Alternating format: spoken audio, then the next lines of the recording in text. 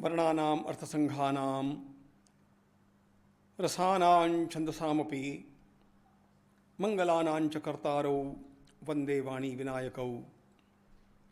नमामि सद्गुरुं शान्तं सच्चिदानंद विग्रहं पूर्ण ब्रह्म परानंदम ईशमानंदी वल्लभम माधुर्यरसकल्लोलां शिवशक्त्यैकरूपिणीं अमृतानुभवार्थाय वंदे ज्ञानेशनंदिनीं। योगेन चित्तस्य पदेन वाचां मलं शरीरस्य च वैद्यकेन योपाकरोत्तं प्रवरं मुनीनां पतंजलिं प्राञ्जलिर्नातोऽस्मि। हम अत्यंत भाग्यवान हैं कि भगवान पतंजलि के इन अमूल्य सूत्रों का आश्रय लेकर के हम लोग आत्मकल्याण के मार्ग पर आगे बढ़ना चाहते हैं। भगवान पतंजलि का यह दर्शन शास्त्र शुद्ध दर्शन है, उदार दर्शन है, और इसलिए भगवान पतंजलि हमें अपने लक्ष्य की प्राप्ति के लिए साधनों के विकल्प देते जाते हैं। एक ही साधन का वे दुराग्रह रखते नहीं। हम लोगों ने इसके पूर्व देखा श्रद्धा वीर्य स्मृति समाधि प्रज्ञा पूर्वक इतरेषाम, यह साधन के उपाय है,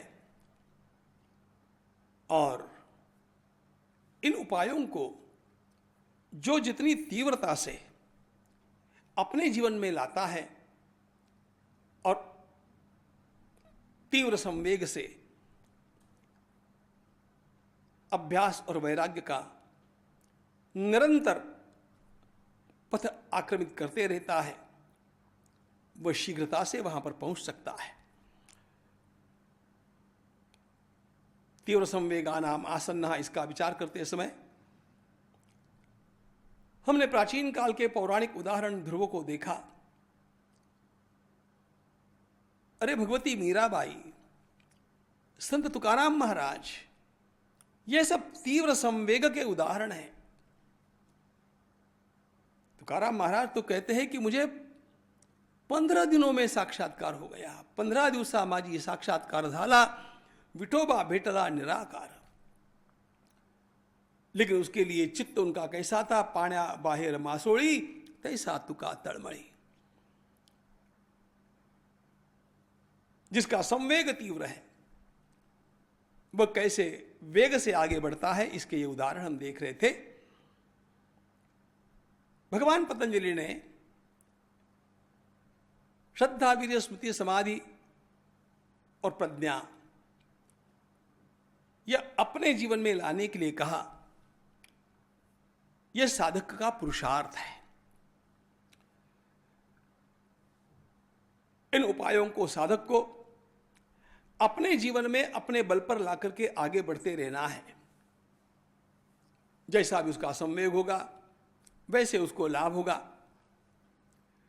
लेकिन अब भगवान पतंजलि, जैसा कि भोजवृत्ति ने कहा है, एक सुगम उपाय बतलाते हैं जो अधिकतर लोगों के लिए उपयोगी हो सकता है। और कहते हुए वे सूत्र देते हैं, ईश्वर प्रणिधानाद्वा, या तो श्रद्धा वीर्य स्मृति समाधि प्रज्ञा इनके बल पर अपना पुरुषार्थ करते हुए साधक स्वयं आगे बढ़े योग के मार्ग पर, अथवा वे कहते हैं कि वह ईश्वर के लिए प्रणिधान कर दे। प्रणिधान का सामान्य अर्थ भक्ति ऐसा ही है। प्रकर्षेण निधानम, प्रकृष्टतया निधानम, स्वयं को ईश्वर में अर्पित कर देना। यहां पर उस परमात्मा का ध्यान अभिप्रेत है शरणागति समर्पण अभिप्रेत है और उसके कारण अपने आप ही अपने स्वयं के अहंकार का विसर्जन भी अभिप्रेत है। इस प्रकार का भक्ति भाव ईश्वर के लिए जिसके अंतःकरण में रहेगा और वह इस मार्ग पर दीर्घकाल तक आरूढ़ रहेगा, भगवान उसे समाधि लाभ अपने आप करा देंगे। ईश्वर प्रणिधान के दो सूत्र आते हैं,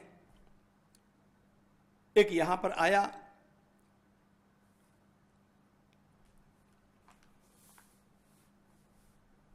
और एक साधन पाद में आया। यहां पर ईश्वर प्रणिधानाद्वा ऐसा भगवान पतंजलि समाधि पाद में कहते हैं और साधन पाद में समाधि सिद्धि ईश्वर प्रणिधानाद, ऐसा उनका सूत्र है। इन दोनों में अंतर क्या है, इसका विवेचन करते हुए संत श्री गुलाबराव महाराज ने बड़ी सुंदर बात कही। वे कहते हैं साधन पाद में जो सूत्र दिया है वह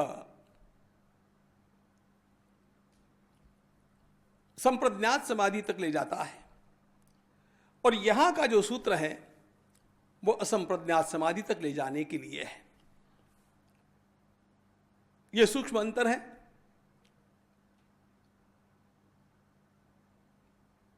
ईश्वर की भक्ति का आलम्बन जिसने ले लिया उसके लिए यह मार्ग बड़ा सरल सुगम हो जाता है। और वैसे भी हम देखते हैं कोई भी काम करते समय यदि कोई अत्यंत प्रभावी बलवान व्यक्ति हमारे साथ होगा तो जैसे वह कार्य अपने लिए व्यवहार में भी सुगम हो जाता है, वैसे साधन के मार्ग पर ईश्वर की भक्ति का आलम्बन लेने से वे प्रभु स्वयं हमें इस मार्ग पर आगे बढ़ाते रहते हैं। उनकी कृपा की वृष्टि होती है। इसका और विस्तार अगले सूत्रों में होने ही वाला है, क्योंकि यह अत्यंत महत्वपूर्ण प्रकरण है। अब मुख्य बात यहां पर यह है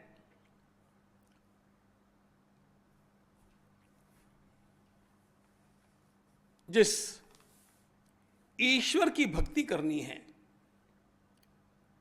उसका स्वरूप कैसा है, इसके बारे में भगवान पतंजलि अपनी ओर से इसकी व्याख्या देते हैं। वो जानना आवश्यक है। वे कहते हैं क्लेश कर्म विपाकाशयैर अपरामृष्ट पुरुष विशेषः ईश्वरः।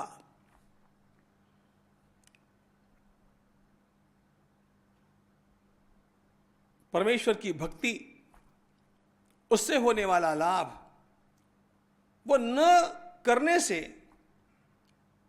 आने वाली अड़चनें, इनका विचार बाद में करेंगे ही, लेकिन जिस ईश्वर के बारे में भगवान पतंजलि हमें बतलाते हैं, उनकी वह ईश्वर की कल्पना क्या है, इसको भी समझ लेना आवश्यक है। और इसीलिए उन्होंने यह सूत्र दिया, क्लेश, कर्म, विपाक और आशय, इन चार बातों का संबंध जिसके साथ कभी नहीं आता है, ऐसा पुरुष विशेष ईश्वर है। विशेष पुरुष कहा। वैसे हम लोग जानते हैं कि हम पुरुष प्रकृति के विभाग से चले हैं और इसलिए हमारे भीतर की चेतना ही पुरुष कहलाती है। वह चेतना, वह जीवात्मा, हम स्वयं पुरुष ही हैं, चैतन्य स्वरूप हैं, लेकिन त्रिगुणात्मिका प्रकृति के द्वारा निर्मित इस दृश्य में फंसे हैं। अब परमेश्वर के बारे में बोलते समय, ईश्वर के बारे में बोलते समय पतंजलि कहते हैं, हम तो फंसे हैं, लेकिन ये सारी बातें उस विशेष पुरुष में नहीं है। एक बात ध्यान में रखना, भगवत गीता में भी आपने ये शब्द थोड़े सुने हैं। 15वें अध्याय में अक्षर पुरुष का वर्णन आता है, अक्षर पुरुष का वर्णन आता है, और उसके पश्चात पुरुषोत्तम का वर्णन आता है। यस्मात् कर्मति तो हम अक्षरादपि चोत्तमः अतोस्मि लोके वेदे च प्रथित पुरुषोत्तमः। वहां पर जो पुरुषोत्तम शब्द आया, यहां पर पुरुष विशेष शब्द आया। समझने के लिए थोड़ा सा यह बतला रहा हूं। वैसे भगवत गीता में जो ईश्वर की संकल्पना है वह योग सूत्रों में नहीं है। भगवत गीता वेदांत का ग्रंथ है और वहां की ईश्वर की कल्पना, वहां की पुरुष की कल्पना, पुरुषोत्तम की कल्पना यहां की पुरुष विशेष के साथ वैसे पूरी मेल खाने वाली नहीं है। बस सूत्र के लिए केवल बतला देता हूं, वहां का जो ईश्वर है वह सृष्टि का निर्माता है। प्रकृति पुरुष भी उसके अधीन रह करके काम करते हैं। मयाध्यक्षेण प्रकृति ही सूयते सचराचरम हेतुनानेन कौन्तेय जगद् विपरिवर्तते। यह भगवान गीता में कहते हैं। ये बातें यहां के पुरुष विशेष के लिए लागू नहीं पड़ती है। अब आप कहेंगे कि फिर क्या गीता का ईश्वर अलग है, योग दर्शन का ईश्वर अलग है? ईश्वर एक ही होते हैं। एक ही ईश्वर को हम भिन्न भिन्न दर्शनों की दृष्टि से जब देखते हैं, तब उस सीढ़ी पर समझाने के लिए ये ऋषि हमें उतना ही ज्ञान वहां पर प्रदान करते हैं। ऐसा समझ लीजिए, एक ही व्यक्ति खड़ा है उद्यान में और 4 अलग अलग फोटोग्राफर्स ने अलग अलग एंगल से उसके फोटो लिए। तो जैसे उन फोटोज में, उन चित्रों में अंतर दिखता है, व्यक्ति एक होने पर भी एंगल बदलते ही अंतर आ गया, चित्र में अंतर आ गया। उसी प्रकार हमारे दार्शनिक भी जब अलग अलग दृष्टिकोणों से अपनी अपनी सरणी के अनुसार ईश्वर का प्रतिपादन करते हैं, तो हमें उनका दृष्टिकोण समझने की आवश्यकता होती है। इन सूत्रों का विचार हम गंभीरता से बहुत करने वाले हैं, क्योंकि यही वे सूत्र है जहां पर हम लोग अपनी इस साधना को परिपुष्ट कर सकते हैं। तो बाद में और बातें देखेंगे, लेकिन अभी भगवान पतंजलि ने जो दृष्टिकोण दिया है उसको समझ लीजिए। वे कहते हैं, क्लेश कर्म विपाकाशयैर अपरामृष्ट पुरुष विशेष ईश्वरः। सभी जीवात्मा पुरुष है, लेकिन ये पुरुष विशेष है, चैतन्य स्वरूप है। अंतर क्या है अन्य पुरुषों में और ईश्वर में? अंतर क्या है तो बतलाते हैं। इनमें 4 बातें नहीं हैं। क्लेश नहीं है, कर्म नहीं है, विपाक नहीं है और आशय नहीं है। अन्य सब में ये 4 बातें हैं, हम सब में ये 4 बातें हैं, ईश्वर में नहीं है। इसलिए वे विशेष है। अब क्या होते हैं क्लेश? देखो, सूत्रों को देखते समय पूरा शास्त्र अपने सामने होने की आवश्यकता होती है। अब यहां के क्लेश शब्द का वास्तव में वर्णन आया है दूसरे पाद में, साधन पाद में। वहां पर अविद्या अस्मिता राग द्वेषाभिनिवेशा क्लेशाः, ऐसा भगवान पतंजलि ने कहा। अब इन पांचों भी क्लेशों का एक एक सूत्र में उन्होंने वर्णन किया है, इसलिए वो जब हम अगला साधन पाद देखेंगे जो कि इससे बहुत सरल है और हम सब लोगों के लिए हैं, तब विस्तार से इनको देखेंगे। यहां पर केवल नाम मात्र उनको समझ लेते हैं। हम लोगों में अविद्या है, अविद्या नामक क्लेश है। हमने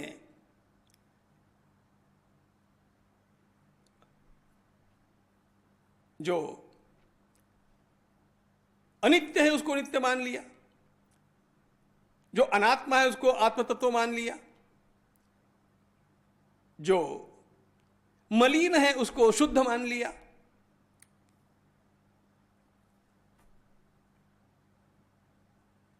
अनित्य, अशुचि, अनात्मा, इन सब में हमारी जो विपरीत बुद्धि हो गई, यह अज्ञान, यह विपरीत ज्ञान अविद्या है। ईश्वर में यह नहीं है,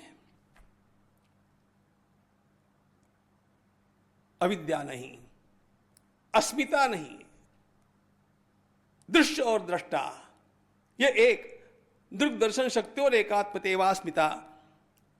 हमने अपने को शरीर मान लिया, हम शरीर होते नहीं है। ईश्वर को कभी भी ऐसा भाव नहीं है। वे अस्मिता से भी मुक्त है, अविद्या से मुक्त है, अस्मिता से मुक्त है। राग, किसी भी वस्तु के लिए आकर्षण, उस वस्तु के लिए छटपटाहट, यह प्रभु में नहीं है। किसी बात का द्वेष नहीं है, किसी बात के लिए वे प्रतिकूल नहीं है। हमारे मन में जिस बात को लेकर के सुख की अनुभूति होती है उसमें हमारी आसक्ति हो जाती है, और जहां दुख होता है वहां पर हम लोग वितृष्ण हो जाते हैं। यह सब ईश्वर में नहीं है। और अभिनिवेश, हम लोगों को लगता है ना कि हमारा यह शरीर निरंतर रहना चाहिए।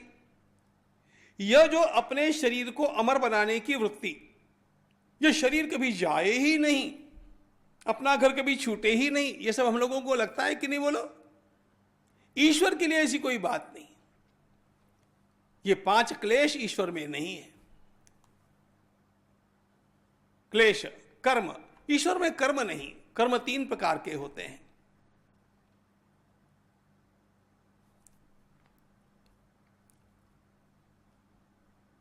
शुभ कर्म होते हैं, अशुभ कर्म होते हैं, मिश्र कर्म होते हैं। यानी पुण्य कर्म, पाप कर्म और मिश्र कर्म। ईश्वर के किसी कर्म में कोई पुण्यात्मकता नहीं, पापात्मकता नहीं, मिश्र तो नहीं। दिखते हैं वे इस प्रकार के कर्म करते हुए। भगवान ने माखन चोरी की, प्रभु ने बाली को छिप करके मारा, लेकिन ये सब भगवान की लीलाएं लोक शिक्षा के लिए, अपने भक्तों के रंजन के लिए, इनका उन्हें कर्म की दृष्टि से कोई परिणाम नहीं है। जन्म कर्म च में दिव्यम, भगवान का कर्म भी दिव्य है। फिर कहते हैं विपाक, तीन प्रकार का विपाक होता है। जात्यायुर्भोगा विपाकानी, अपने कर्म का जो फल मिलता है वह जन्म के रूप में मिलता है, आयु के रूप में मिलता है और फल के रूप में मिलता है। ईश्वर को जन्म ही नहीं, उसका जन्म तो केवल उसकी लीला है। जो इंद्रिय अगोचर है वह इंद्रिय गोचर बन जाता है। सा नित्याप्यभिधीयते, उत्पन्नेति तदा लोके सा नित्याप्यभिधीयते, देवी के बारे में कहा गया, वो नित्या ही है। लेकिन देवानाम कार्य सिद्ध्यर्थम, देवताओं के काम के लिए वह साकार हो गई, इसलिए उत्पन्न हो गई, ऐसा कहा। जन्म है नहीं, जाति नहीं, आयु नहीं, भोग नहीं। और विपाक, किसी प्रकार की वासनाएं ईश्वर में नहीं है। इन समस्त वासनाओं से वे मुक्त हैं। 3 प्रकार की वासनाएं होती है। एक कर्म की वासना होती है, एक क्लेश की वासना होती है जो चित्त में होती है, और ज्ञान की वासना होती है। इन समस्त वासनाओं से भी वे रहित है। क्लेश कर्म विपाकाशयैर अपरामृष्ट पुरुष विशेष ईश्वर। उसके बारे में और जानेंगे और कैसे उसकी भक्ति शरणागति करनी चाहिए इसको भी देखेंगे। ज्ञानेश्वर महाराज।